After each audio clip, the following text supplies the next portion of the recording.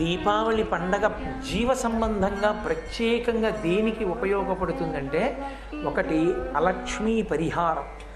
దరిద్రంతో బాధపడుతున్న వాళ్ళు, కలిసి రాని వాళ్ళు, దుఃఖిస్తున్న వాళ్ళు దీపావళి పండగ నాడు సక్రమంగా కానీ ఆచరణ చేస్తే లక్ష్మీదేవి అనుగ్రహం కలుగుతుంది, అలక్ష్మి వెళ్ళిపోతుంది ఇంట్లోంచి. దరిద్రంతో బాధపడుతున్న వాళ్ళని, వాళ్ళ పాపాన్ని తీసేసి లక్ష్మీ కటాక్షాన్ని కల్పించడం కోసం వచ్చింది దీపావళి తిథి. రెండవది, మనం ఈశ్వరుడు ఎలా బ్రతకద్దని చెప్పాడో అలాంటి పనులు ప్రతిరోజు చాలా చేస్తుంటాం. ఈశ్వరుడు ఎలా బ్రతకమన్నాడో ఆ పనులు తక్కువ చేస్తాం. అప్పుడు అవన్నీ పాపములే కదా.